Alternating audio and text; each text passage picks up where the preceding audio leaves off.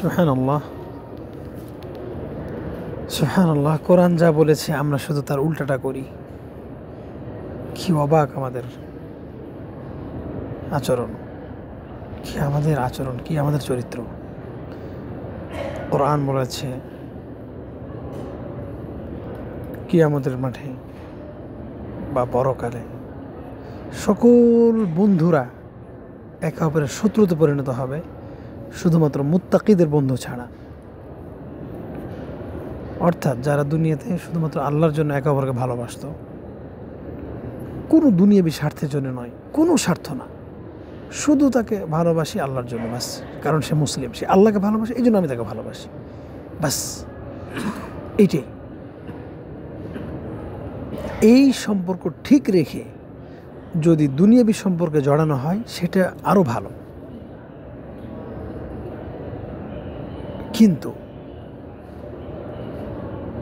দুনিয়াবী কোনো স্বার্থকে সামনে রেখে কোনো আলেমকে ভালোবাসা বা কাউকে, কোনো মুসলিমকে ভালোবাসা, এটা ভয়ানক, এটা ভয়ানক। এটা হচ্ছে রিয়া।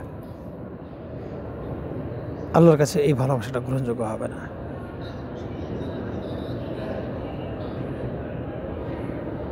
তো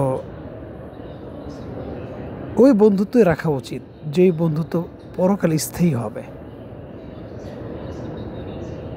কিন্তু পরকালের বন্ধুত্ব স্থায়ী রাখার জন্য দুনিয়াতে আমরা কে কোন পদক্ষেপ নিয়েছি, কে কয় পয়সা খরচ করেছি, কে কয়টা লিখা, কয়টা মেসেজ আমরা একে অপরকে শেয়ার করেছি, এটা কিন্তু খুবই অন্যায়। অথচ ভালোবাসার চাইতে সুস্পষ্ট কোনো নিয়ামত এটা পরকালে দেখা যাবে না। কারণ আল্লাহ রাসূল সাল্লাল্লাহু আলাইহি ওয়াসাল্লাম বলেছেন, আল মারউ মা'a মান আহাব্বা। কিয়ামতের মাঠে সে তার সাথে উঠবে যে যাকে ভালোবাসে। তাহলে বোঝা গেল যে এই জন্য আনাস রাদিয়াল্লাহু আনহু বলতেন যে আমার ঈমান আমল যা আছে আছে, তার চাইতে ইম্পর্টেন্ট হচ্ছে আমি আবু বকর ওমর ওসমানকে ভালোবাসি। ওয়া আনা উশহিদুল্লাহ বিআন্নি উহিব্বুল্লাহ ওয়া রাসূলাহু ওয়া আসহাবাহু রিদওয়ানুল্লাহি আলাইহিম আজমাইন وجميع المسلمين والمسلمات والصالحين والصالحات يا رب العالمين آمين يا رب العالمين।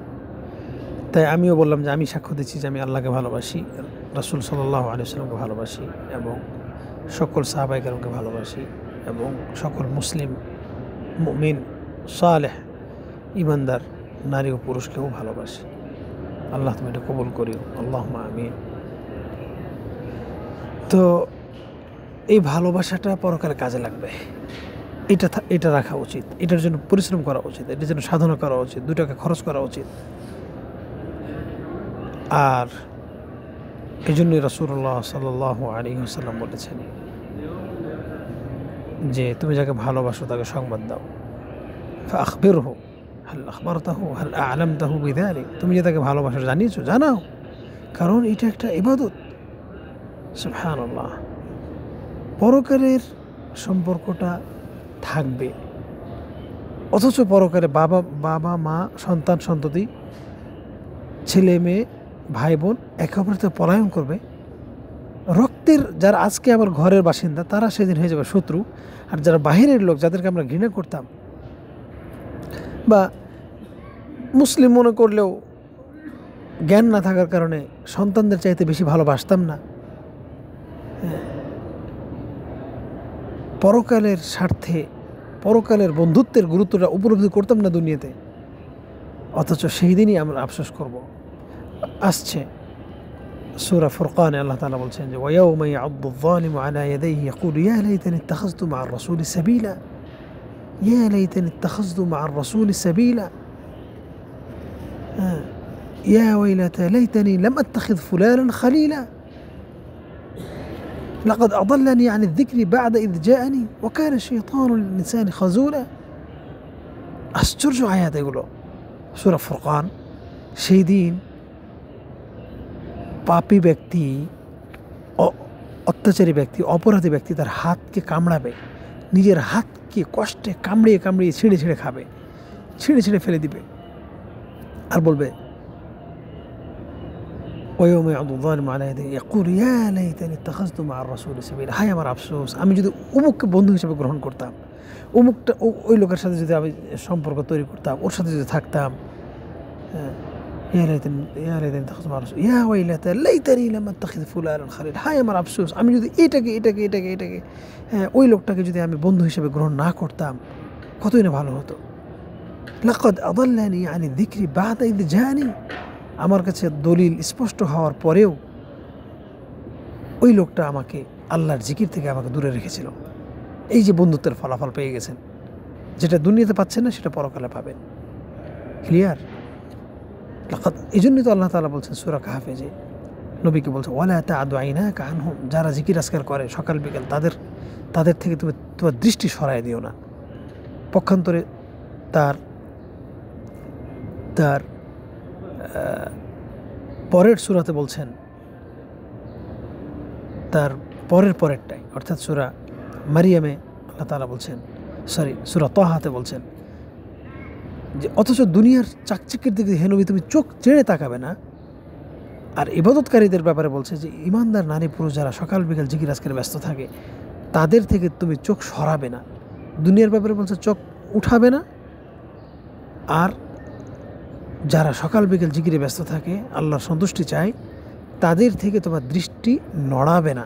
ইয়া আল্লাহ, ইয়া আল্লাহ, মা আজমাল হাদিহিল কালিমা। কত সুন্দর কথা, কত সুন্দর কথা, কত সুন্দর কথা, সুবহানাল্লাহ। তারপরে যাই হোক, এই দেখেন সূরা ফুরকান, কিয়ামতের মাঠে প্রত্যেকেই আফসোস করবে যে ইস, এগুলি যদি আমার বন্ধুত্ব না থাকতো, এদের সাথে যদি আমার কোনো সম্পর্ক না থাকতো, রক্তের সম্পর্ক, আত্মীয়তার সম্পর্ক, বন্ধুত্বের সম্পর্ক যদি না থাকতো। পক্ষান্তরে যারা ইমানদার, তাদের প্রতি আফসোস করে বলবে আহারে, যদি নবী মুহাম্মদের সাথে আমার সম্পর্ক থাকতো, সাহাবীদের সাথে সম্পর্ক থাকতো। লা ইলাহা ইল্লাল্লাহ, লা ইলাহা ইল্লাল্লাহ। কত অবহেলিত এই সম্পর্কটা। ইমানের সাথে ভালো, মানে ইমানের দিক থেকে একে অপরকে ভালোবাসার যে গুরুত্ব, এটা এখন কতটা অবহেলিত। এরকম ভালোবাসার জন্যই তো 2-4 টাকা, 2-4, 10-20 টাকা খরচ করা উচিত। ইমানদারের সাথে সুসম্পর্ক তৈরি করার জন্য যারা জীবিত আছে, 2-4, 10-20 টাকা খরচ করা উচিত। এই জন্য ইসলাম ভালোবাসাটাকে কত গুরুত্ব দিয়েছে, যে বলছে বাবা মা যদি মারা যায়, তারপরের দায়িত্ব হচ্ছে যে তাদের বন্ধু যারা ছিল তাদের সাথে সুসম্পর্ক রাখা। ইয়া আল্লাহ, ইয়া আল্লাহ, কোথায় ইসলাম আর আমরা আছি কোথায়? কোথায় ইসলাম? কোথায় বাবা মায়ের বন্ধুত্বের খবর? কেউ আমরা জানি যে আমার বাবা মায়ের বন্ধুকে? অবশ্য আমি জিজ্ঞেস করেছি, আমার বাবা মা বলছে আমাদের কোনো বন্ধু বান্ধব নাই। আর এটা আমি আগেও বলেছি যে প্রকৃত ইমানদারের দুনিয়াতে বন্ধু বান্ধব থাকে না, ইল্লা মাশাআল্লাহ। আল্লাহ তাআলা বলছেন ওয়াল মুমিনুনা ওয়াল মুমিনাতু বা'দুহুম আওলিয়াউ বা'দ, মুমিনেরা একে অপরের কি বন্ধু। তাহলে বোঝা যাচ্ছে যে একে অপরের বন্ধুত্বটা এখন দেখতে পাচ্ছি না, আমরা অনুভব করছি না। এটা এই কারণে যে আমরা কেউই প্রকৃত ইমানদারের মধ্যে পড়ি না। যদি হতাম, তাহলে আমরা একে অপরের সাথে বন্ধুত্ব রাখার জন্য আমরা লাইন ধরতাম, সিরিয়াল ধরে ফেলতাম, হ্যাঁ, মানে ছটপট করতাম, তাই না? এমনকি বিজ্ঞাপন দেওয়ার কথা যে আমি তাকে আল্লাহর জন্য ভালোবাসি। ইয়া আল্লাহ, ইয়া আল্লাহ, ইয়া আল্লাহ, কতটা জরুরি এই সম্পর্কটা রাখার জন্য। আল্লাহু আকবার। অথচ আমরা, আমাদের সন্তানরা, আমরা মুসলিমরা কাকে ভালোবাসি নিজেরাই জানি না। কে কাকে ভালোবাসে? কত মানুষ নবী মুহাম্মদের নামটা জানে না, তো কিসের ভালোবাসে? সাহাবীদের নাম তো জানে না, তার কিসের ভালোবাসে? হয়ে গেল হাওয়ার উপরে ভালোবাসা হয়ে গেল। ইয়া আল্লাহ, আল্লাহুম্মা ফাক্কিহনা ফিদ্দীন। আল্লাহ আমাদের দিন বুঝার তৌফিক দান করো। আল্লাহুম্মা আমিন ইয়া রাব্বাল আলামিন। সুবহানাকাল্লাহুম্মা ওয়া বিহামদিকা আশহাদু আল্লা ইলাহা ইল্লা আনতা আস্তাগফিরুকা ওয়া আতুবু ইলাইক। আল্লাহুম্মা আল্লিফ বাইনা কুলুবিনা ওয়া আছলিহ শা'নানা কুল্লাহ। আল্লাহুম্মা ইজমা' বাইনানা বিল উলফি ওয়াল মাহাব্বাহ।